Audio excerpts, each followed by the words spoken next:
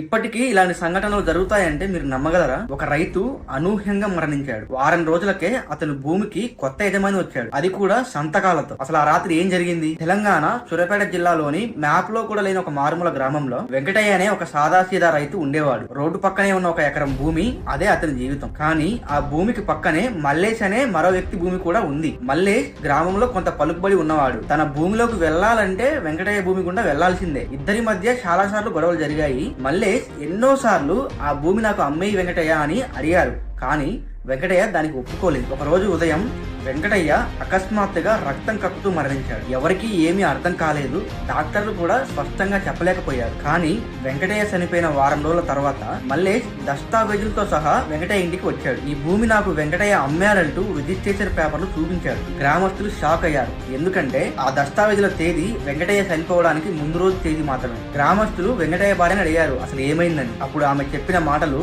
అందరినీ వణికించేశాయి. ఆ రోజు రాత్రి వెంకటయ్య 1 నుంచి 2 మధ్యలో నిద్ర లేచి ఎక్కడికో నడుచుకుంటూ వెళ్లిపోయాడు. నేను అడిగిన ఒక్క మాట కూడా చెప్పలేదు. రాత్రి 3 గంటలకు తిరిగి వచ్చి పడుకున్నాడు. ఉదయం లేచి చూసేసరికి అతను మరణించాడు. ఇది విన్నాక గ్రామస్తులకి అనుమానం ఎక్కువయింది. అందరూ కలిసి మల్లేష్ ని నిలదీశారు, కానీ మల్లేష్ ఏమీ ఒప్పుకోలేదు. గ్రామస్తులు కోపంతో మల్లేష్ ని చెట్టుకు కట్టేశారు, పెట్రోల్ పోసి కాల్చేశారు. ఒక నేరానికి ఇంకొక నేరం, ఒక అనుమానానికి ఒక ప్రాణం. అసలు ఆ రాత్రి ఏం జరిగింది? వెంకటయ్య నిజంగా భూమి అమ్మాడా, లేదా బలవంతంగా సంతకాలు తీసుకున్నారా, లేదా ఇదంతా ఒక పెద్ద కుట్రనా? ఇలాంటి ఘటనలు ఇప్పటికీ జరుగుతున్నాయంటే మీరు నమ్మగలరా? మీ అభిప్రాయం కమెంట్ లో చెప్పండి. ఇలాంటి స్టోరీస్ ఇంకా ఏమైనా ఉంటే, మీ ఊర్లో జరిగి ఉంటే కమెంట్ లో చెప్పండి.